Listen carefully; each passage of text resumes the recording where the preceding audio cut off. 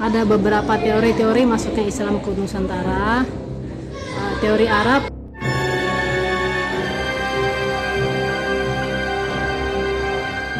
Assalamualaikum warahmatullahi wabarakatuh.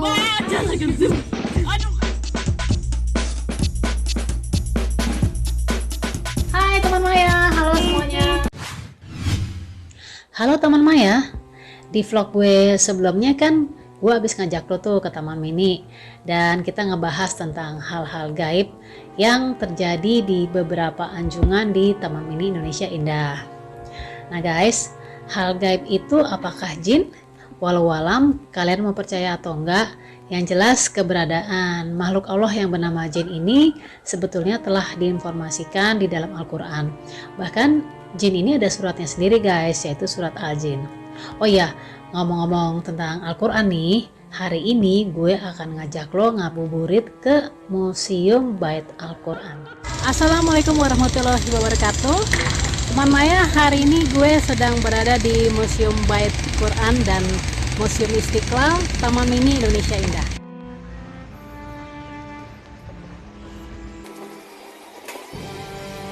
Oke, jadi di sini ada miniatur Ka'bah ya.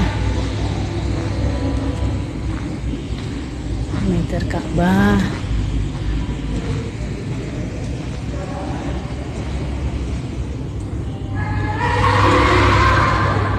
Nah, ini ceritanya pintu Ka'bahnya guys.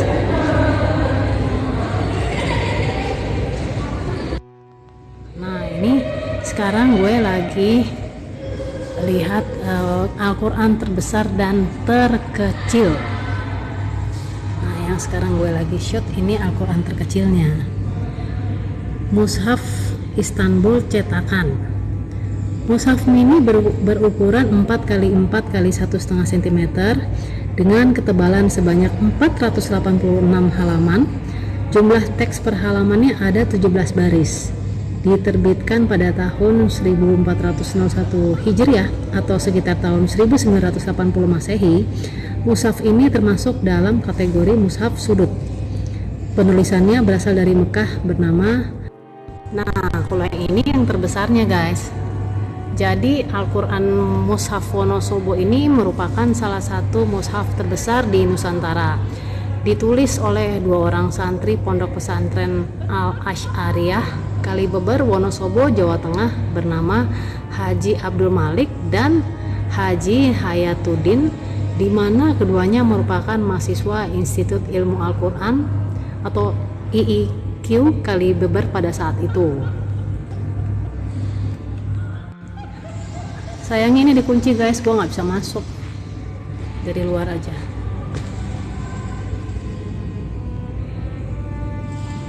Gede banget ya.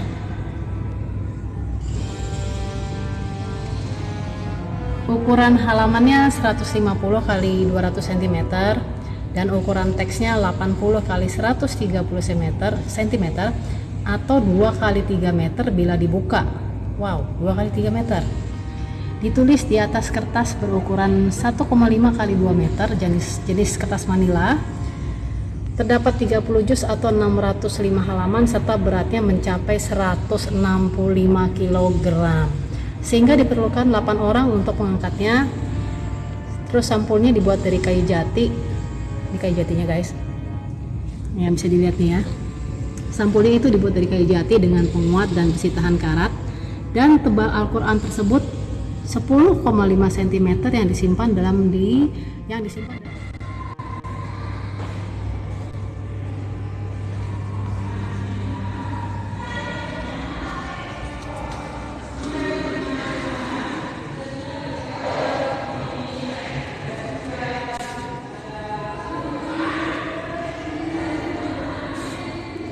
Ini sebuah papan Asmaul Husna marmer guys.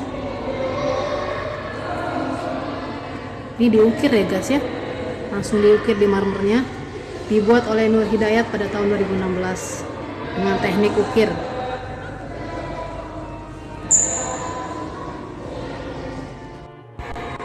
Kalau ini mushaf Al-Quran marmer guys. Jadi ini, oh ini tapi berat ya, berat banget. Ini misalnya harusnya bisa diputar, cuman berat. Dan gue ngeri juga kalau jatuh. Terpecah lagi.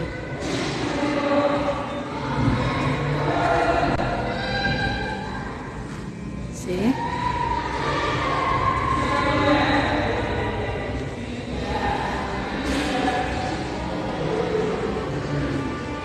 Ya ini harusnya bisa diputar, cuman berat banget.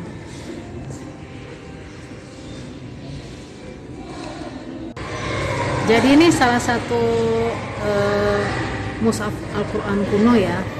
Kalau di Indonesia sendiri diperkirakan penyalinan Al-Quran ini mulai di Aceh pada abad ke-13.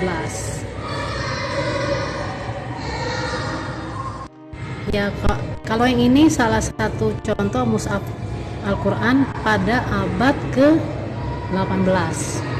Jadi mushaf Nusantara abad ke-18 pada umumnya berasal dari sejumlah kesultanan pada masa itu, yaitu Kesultanan Banten, Cirebon, Surakarta, Sumbawa, Bima, Ternate, Tidore, dan Kedah. Hampir semua mushaf Al-Quran pada abad ke-18 berasal dari istana. Terdapat sejumlah naskah Al-Quran dari Kesultanan Banten, sebagian merupakan koleksi Perpustakaan Nasional Jakarta. Naskah Al-Quran lainnya berasal dari Keraton Kacirebonan, Surakarta, dan beberapa keraton yang lain. Ada 4 naskah penting lain yang masing-masing memiliki catatan kolofon cukup lengkap.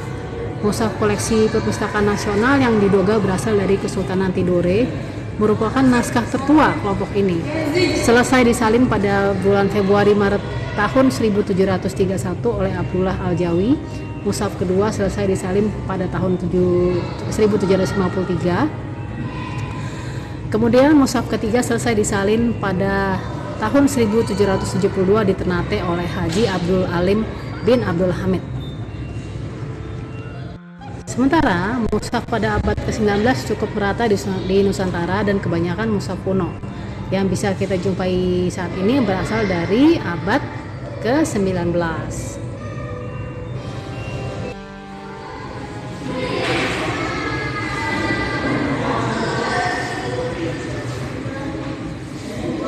Ini jadi Quran pertama di ibu kota. Mushaf pusaka atau Quran pusaka adalah mushaf resmi negara, disusun atas kebijakan pemerintah RI pertama yang dikerjakan pada masa revolusi mempertahankan kemerdekaan.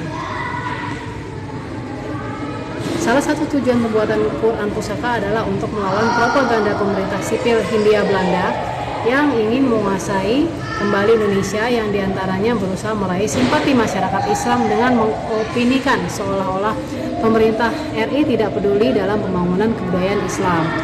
Peresmian pembuatan Quran pusaka Oke guys, sekarang gue udah di another section di museum ini. Sepertinya ini perkembangan Al-Quran dari masa ke masa ya guys.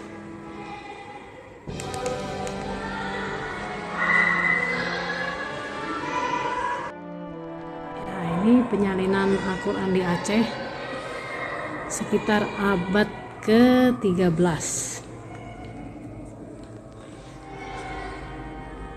Udah mulai pudar ya.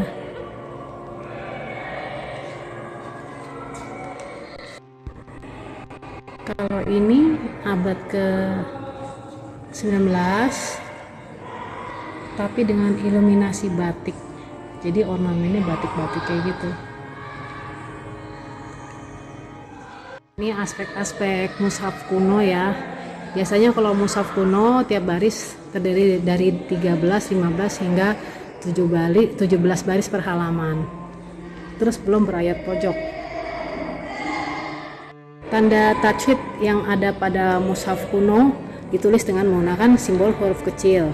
Contohnya misalnya huruf nun kecil untuk menandakan hukum izhar, simbol huruf gain untuk hukum idgham bigunah, simbol huruf lam gain untuk idgham bila gunah, huruf qa untuk ikhfa, dan huruf mim untuk hukum bacaan iklab. Di antara 5 simbol tersebut, hanya simbol mim atau iklab yang masih digunakan hingga kini.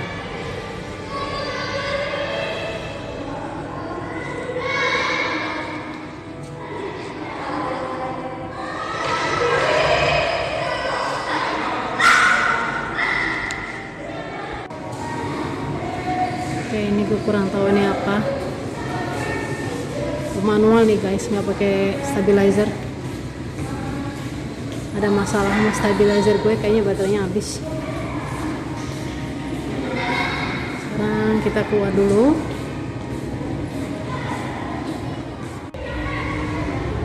Ada beduk.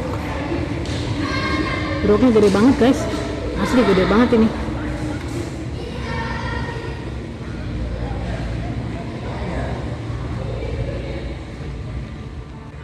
Oke guys, sekarang gue mau masuk ke Museum Istiqlalnya.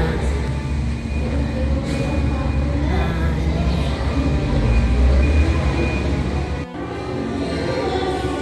ini lukisannya lucu.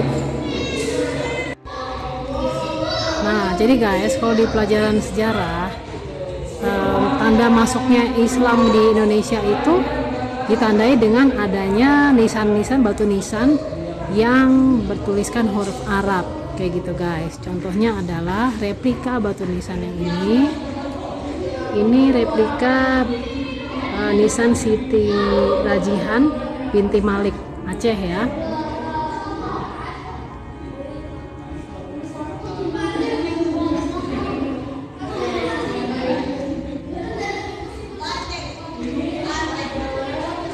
Ada beberapa teori-teori masuknya Islam ke Nusantara.